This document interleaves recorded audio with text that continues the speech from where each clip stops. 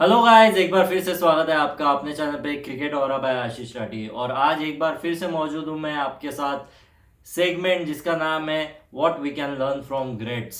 तो आज हम बात करेंगे गाइस रोहित शर्मा के डिसमिसल के बारे में। बहुत लोग जो टेस्ट सीरीज देख रहे हैं इंडिया ऑस्ट्रेलिया की, तो रोहित शर्मा को काफी क्रिटिसिज्म झेलने मिल रहा है। जैसे कि पेपर में आप पढ़ सकते हैं कि काफी सीनियर प्लेयर्स ने लाइक सुनील गावस्कर, बहुत सारे प्लेयर्स है, संजय मांजरेकर, काफी जनों ने उनको क्रिटिसाइज किया है कि उन्होंने गलत शॉट खेला नेथन लियोन के खिलाफ। आप देख सकते हैं वो विकेट का डिसमिसल। तो इसमें इसमें अपन बात करेंगे, इसमें लेसन छुपाएगा, इस कहीं ना कहीं लेसन छुपाया कि क्या सीख सकते हैं। माइंडसेट जानेंगे, साइकोलॉजी जानेंगे, काफी सिनारियोज है। और इसमें अपन सही गलत का फैसला नहीं करेंगे, सही गलत का फैसला आप खुद कीजिए आपके सुटेबिलिटी के हिसाब से, आपके माइंडसेट के हिसाब से। पर आपको थोड़ा सा रीडिंग बताऊंगा ये कि क्या इसमें सीख सकते हैं अपन, लेसन्स क्या क्या छुपे हैं। तो सबसे पहले सुनील गावस्कर का स्टेटमेंट मैं पढ़ के सुनाता हूँ, जैसे कि पेपर में आया है। Why that's an irresponsible shot, there is a fielder at long on, there is a fielder there at deep square leg, you have just hit a boundary couple of balls earlier. Why would you play that shot? You are a senior player. There is no excuse. Absolutely no excuse for that shot. An unnecessary wicket gifted away. Totally unnecessary. ये ये statement था सुनील गावस्कर का वो shot के बाद।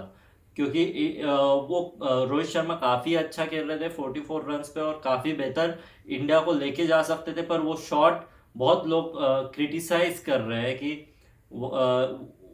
मतलब fielder long on पे मौजूद था, डीप स्क्वायर लेग पे मौजूद था। और आपने दो दो बॉल पहले ही एक चौका मारा था, जो बैकफुट पे चौका मारा था। काफ़ी जनों को जो देख रहे हैं मैचेस वो उनको याद रहेगा ये शॉट। तो ये सीनियर प्लेयर के तौर पे ये शॉट खेलना आपके लिए ज़रूरी नहीं था। आपने there is no excuse for this shot ऐसा बोला है, अननेसेसरी विकेट गिफ्टेड अवे। और इसके बाद में जब उनका जो वर्चुअल इंटरव्यू हुआ रोहित शर्मा का, तो उन्होंने उन्होंने क्या रिप्लाई दिया ये आपको मैं पढ़ के सुनाता हूँ।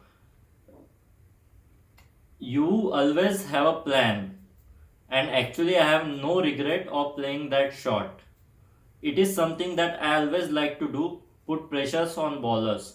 Nathan Leon is a smart bowler and he bowled into me, which made it difficult for me to get some elevation, said Rohit. It is not coming out of nowhere. It is shot that I have played in the past. That's something that I back myself to play. That's the kind of role I play in this team. When it looks like that, it looks bad, but I don't think too much as my focus is to make it count once I am in. Sometimes you get out and sometimes it goes over the ropes. It's an unfortunate and sad dismissal in the end. Like I said, those are my shot and I will keep playing them. तो उसके बाद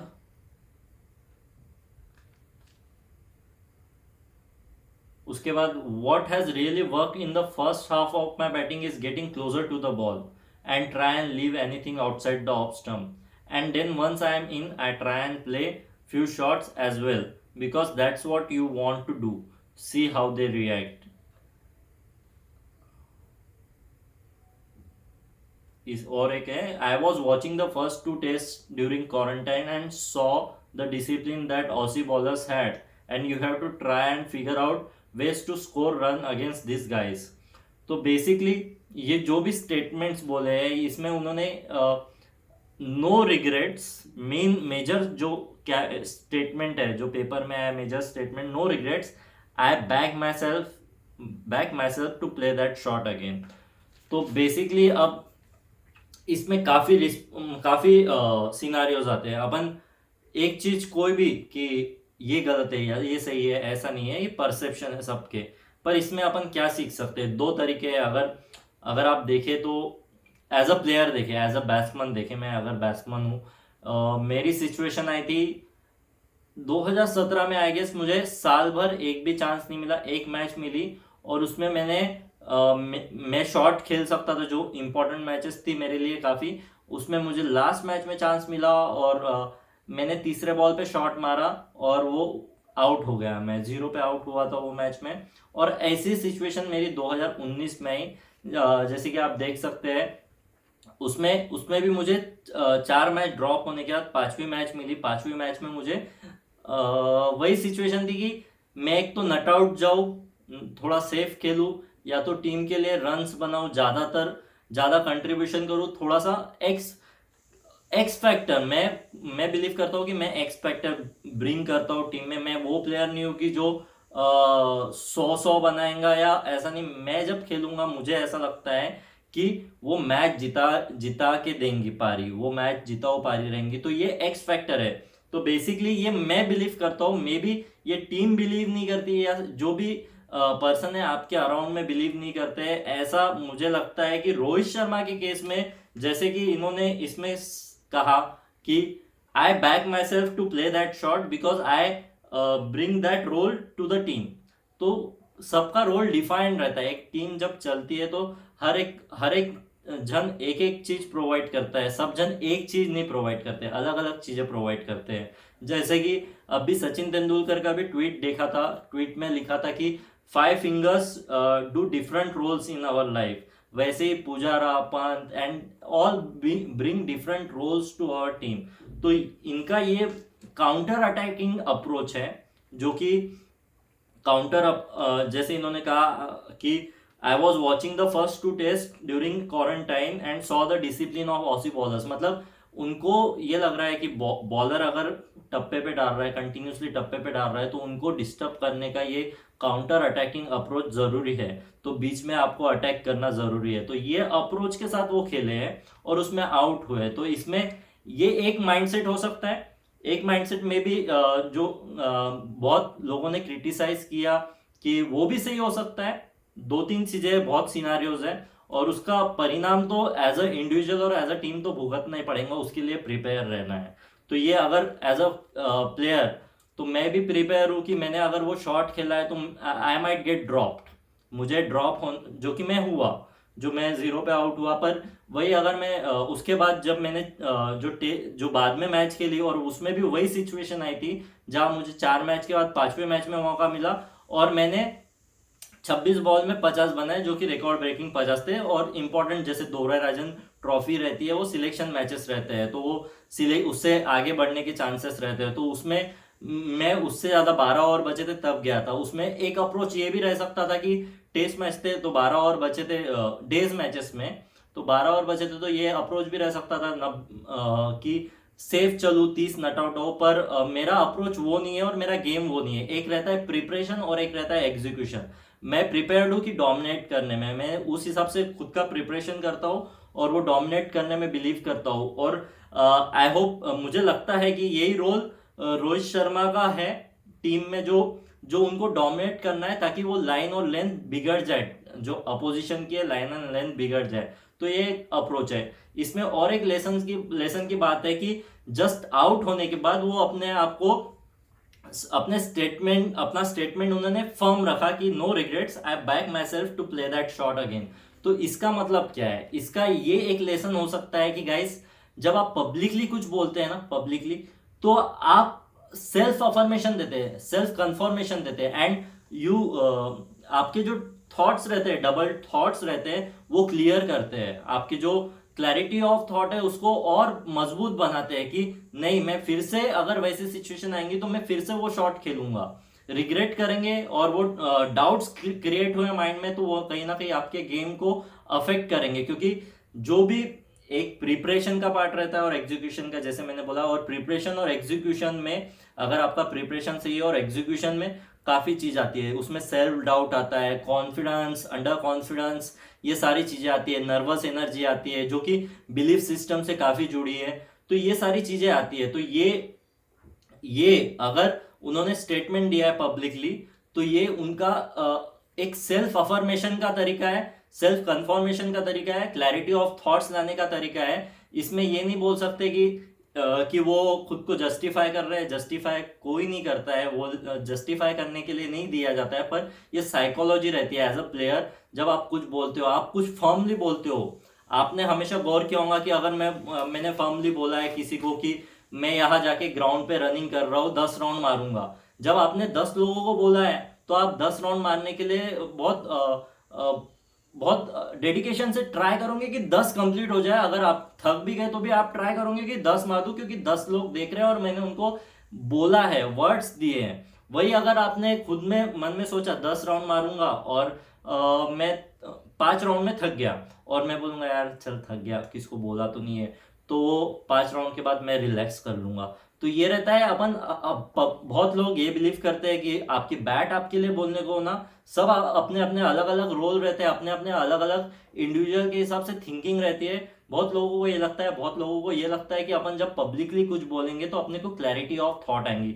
तो ये एक और lesson हो गया इसमें। और एक लेसन जो सीखने वाली बात है कि क्रिटिसिज्म, जब आप क्रिटिसाइज होते हो, ये एज अ प्लेयर मैंने काफी बार महसूस किया है कि क्रिटिसाइज होते हो तो जैसे जैसे बड़े लेवल पे खेलते जाते हो, रणजी, आईपीएल, इंडिया जैसे जैसे लेवल पे खेलते जाते हो, तो क्रिटिसिज्म होना लाजमी है। आप छोटे लेवल पे ज़्यादा क्रिटिसाइज नहीं हो सकते हो, बड़े लेवल पे ज़्यादा क्रिटिसाइज होते हो। तो क्रिटिसिज्म को कैसे हैंडल करना है, ये सबसे ज़्यादा ज़रूरी है। कैसे हैंडल करना है और क्या हैंडल करना है। समझ लीजिए आपने खराब किया तो 100 लोग आपके बारे में बुरा बोलेंगे, 100 लोग आपके बारे में बुरा बोलेंगे। हो सकता है 100 में से आगे वाले 10 लोग आपके बारे में अच्छा भी बोले, क्योंकि वो बैक कर रहे हैं आपको। तो अच्छा बोले इन द सेंस कि कंस्ट्रक्टिव क्रिटिसिज्म करे। दो क्रिटिसिज्म रहते हैं, एक अननेसेसरी क्रिटिसिज्म रहता है, कंस्ट्रक्टिव क्रिटिसिज्म रहता है। तो ये भी एक नजरिया है। अगर सुनील गावस्कर, संजय मांजरेकर के तौर पे देखा जाए तो ये कंस्ट्रक्टिव क्रिटिसिज्म भी हो सकता है, जो कि रोहित शर्मा के गेम को और आगे ले जा सके। ये भी हो सकता है। दो सिनारियोज है कि अपन 100 लोगों की बात नहीं सुन सकते, क्योंकि आपके बारे में सब जन कुछ ना कुछ कहेंगे ही, क्योंकि आप इतने बड़े प्लेयर हो। क्यों वो आपको जो 90 लोग हैं, जो आपके बारे 90% लोग हैं जो आपके बारे में अननेसेसरी क्रिटिसाइज कर रहे हैं, जिसका कंस्ट्रक्टिव कुछ प्रोडक्टिव कुछ भी नहीं है, तो वो आपको निग्लेक्ट करना है। वो निग्लेक्ट करना है। फिजिकली आप निग्लेक्ट नहीं कर सकते हो, क्योंकि आप मे भी पेपर पढ़ना बंद कर सकते हो, पर आप डायरेक्ट जब मिलते हो, इंटरव्यूज देने पड़ते हैं, तब क्वेश्चंस आते हैं कंटिन्यूसली बहुत सारे। जब आप टीम, जो लोकल लेवल के क्रिकेटर्स भी है, आप समझ लो आप मैच खेल के आए हो तो ग्राउंड पे जब प्रैक्टिस को जाते हो तो पूछते ही है कि क्या किया तूने, क्या किया, कितने रन बनाए, कितने विकेट्स लिए, कैसा खेला, कैसे आउट हुआ, ये सारी पूछे। फिजिकली आप अफेक्ट नहीं हो सकते, और वो बोलेंगे अबे क्या यार 10 रन पे आउट हुआ। उसको पता नहीं, वो ग्राउंड पे प्रैक्टिस करने आया, उसको पता नहीं कि आप आउट कैसे हुए। बहुत अच्छा बॉल गया और आउट हो गए। आपको पता है वो कि बॉल बहुत अच्छा था, मैं जितना बेस्ट कर सकता था किया, पर वो बोलेगा क्या यार रन तो बनाता नहीं, 10 रन पे आउट हो गया पगले। तो ये बोलते रहते हैं। ये अननेसेसरी क्रिटिसिज्म। कोई बोलता है कि वो पूछता है टेक्निक वाइज क्या कर सकते हैं, और कोई बैक करता है कि ठीक है इसलिए ये अपन ये वर्क कर सकते हैं, इसमें ये ड्रिल्स कर सकते हैं, ये सारी चीजें। और उसके बाद वो सोल्यूशन फाइंडर माइंडसेट रहता है। प्रॉब्लम क्रिएटिंग माइंडसेट और सॉल्यूशन क्रिएटिंग माइंडसेट दो डिफरेंट माइंडसेट है। तो आपको कंस्ट्रक्टिव क्रिटिसिज्म देखना है कि कौन आपके बारे में कंस्ट्रक्टिव क्रिटिसिज्म कर रहा है। वो आपके ग्रोथ के लिए बहुत जरूरी है। अगर आप सब लोगों को निग्लेक्ट करोगे तो वो भी आपके अगेंस्ट में जाएगा, क्योंकि आप अच्छे थॉट्स को, अच्छे क्रिटिसिज्म को आने नहीं दे रहे, जो आपको सेल्फ रिफ्लेक्शन में काम आएगा, इंट्रोस्पेक्शन में काम आएगा। तो वो अच्छे क्रिटिसिज्म को भी ध्यान रखना है, जो कंस्ट्रक्टिव है, प्रोडक्टिव है। और साथ ही नेगेटिव क्रिटिसिज्म, अननेसेसरी क्रिटिसिज्म को अपने माइंड तक नहीं पहुंचने देना है। फिजिकली तो वो पहुंचेगा ही, उसमें आप कहीं से भी भाग नहीं सकते हो। जैसे जैसे आप प्लेयर्स बनोगे फिजिकली वो क्रिटिसिज्म आप तक पहुंचेगा, पर माइंड सेट वाइज वो माइंड तक नहीं पहुंचना है, माइंड तक नहीं पहुंचना है। और ये सारे सिनारियों में आपको उस दिन नींद बहुत अच्छी आने को ना। ये बहुत डिफरेंशिएशन है कि एक अच्छे प्लेयर में जो पीसफुल है, जो माइंडसेट स्ट्रांग है, वो खराब दौर में भी अच्छी नींद सोता है, वो टेंशन लेके, वरी लेके नहीं सोता है। ये बहुत बड़ा डिफरेंशिएशन है। इसलिए लोग कंसिस्टेंटली परफॉर्म कर पाते हैं, क्योंकि उनको पता है कि what ever the end result is, process पे ध्यान देते हैं और कंटिन्यूसली प्रोसेस को अटेंड करते हैं, ना कि एंड रिजल्ट से अटेंड करते हैं कि वो अफेक्ट हो माइंडसेट वाइज। उसके वजह से अपन खुश हो रहे हैं, दुखी हो रहे कंटिन्यूसली, वो अफेक्ट नहीं होते, डिटैच वे में लव करते हैं। तो ये सारी चीजें, ये लेसन्स है जो सीख सकते हैं अपन। ये एक चीज है, बहुत सारी चीजें ऐसे जो आपको कंटिन्यूसली मैं बताते रहूंगा गाइज। आप मुझसे जुड़े हैं उसके लिए बहुत बहुत धन्यवाद, पूरा वीडियो देखने के लिए बहुत बहुत धन्यवाद आपके। अगर आपने मेरे चैनल को अब तक सब्सक्राइब नहीं किया है तो सब्सक्राइब कर दीजिए, और कमेंट सेक्शन में डालिएगा इसकी आपको कौन कौन से वीडियोस चाहिए। मैं एक्टिव क्रिकेटर रहने के बावजूद भी ट्राई कर रहा हूँ बेस्ट कि मेरा जो परसेप्शन है, मेरा जो क्रिकेट के प्रति प्यार है, और जो मैं पहुंचा सकता हूँ, जो ग्रास रूट लेवल तक हेल्प कर सकता है, मैं डालने की कोशिश कर रहा हूँ जितना मुझसे हो सकता है। और मैं ऐसे लोगों से भी जुड़ रहा हूँ जो काफी अच्छे खेले हुए हैं, जो इंडिया खेले हुए हैं, जो रणजी ट्रॉफी खेले, उनसे भी अपन बहुत कुछ सीखने की कोशिश कर रहे हैं, उनसे भी अपन जानने की कोशिश करेंगे कि कैसे वर्क होता है। तो आप कमेंट सेक्शन में डालिए गाइस कि आपको कौन कौन से टॉपिक्स पे वीडियो चाहिए, और मैं अपना बेस्ट दूंगा कि मैं आप तक वो वीडियोस ले पाऊँ, ला पाऊँ। तो फिलहाल के लिए इतना ही गाइज। हाँ, बिलीफ सिस्टम के बारे में, बिलीफ सिस्टम जो मैंने बताया कि वो विजुअलाइजेशन से बिलीफ सिस्टम आपके अगेंस्ट भी जा सकता है और आपके साथ भी जा सकता है। तो बिलीफ सिस्टम पे वर्क कीजिए। अगर आपको विजुअलाइजेशन चार्ट बनाना है बिलीफ सिस्टम के डेवलप करने के लिए स्ट्रॉन्ग, तो वो भी आप बना सकते हैं हमारे साथ जुड़ के। आप मेरे व्हाट्सएप पे कांटेक्ट कर सकते हैं। उसकी मिनिमम फीस में मैंने कोशिश की है कि वो आप तक पहुंचाओ। फिलहाल के लिए इतना ही guys, till the next time, love you all.